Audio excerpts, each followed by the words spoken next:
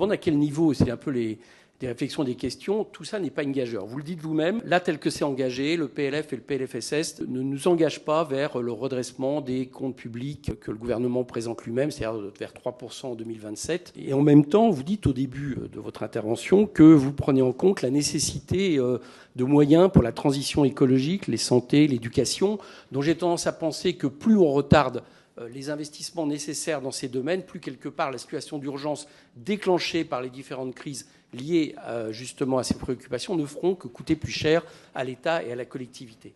Et là où je me demande s'il n'y a pas une situation de gageure, c'est que malgré tout, le gouvernement maintient une politique d'offre et de compétitivité. Et vous le dites vous-même, si hors inflation, la croissance des dépenses publiques proposée par le gouvernement sera de 0,7.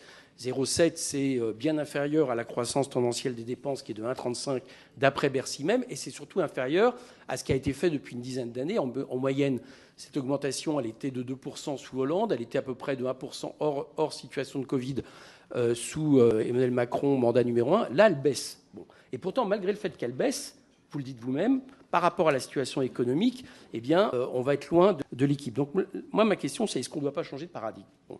Vous dites, par exemple, première chose, il y a un risque de récession. Bien, je rappelle qu'entre 2008 et 2012, s'il n'y a pas eu récession en France, ce n'était pas le marché privé qui l'a permis, le marché privé était en décroissance, c'est les dépenses publiques qui sont aussi des recettes. Donc la première question, est-ce qu'on doit toujours envisager la question des dépenses publiques qui sont aussi un investissement, qui font aussi fonctionner la machine économique, qui rapportent des cotisations, quand par exemple on embauche des fonctionnaires, on ne doit pas aussi le considérer comme un apport pour l'économie et la possibilité, dans une période de récession, au contraire, d'empêcher celle-ci. Deuxième question, vous dites assez justement, nous ne pourrons pas compter sur une croissance forte pour rétablir les finances publiques. Je suis d'accord avec vous, les chiffres le montrent, mais moi je pourrais dans ces cas-là poser une question. Il y a des gens qui ont une croissance de leur richesse. C'est notamment chaque année l'explosion des dividendes et des profits. Donc est-ce que ça ne pose pas la question du partage des richesses, à la fois en faveur de revenus du travail qui pourraient ramener des cotisations, ce qui d'ailleurs, vous avez vous-même remarqué, a permis qu'on ait un déficit moins important de la sécurité sociale que prévu, parce que c'est la masse salariale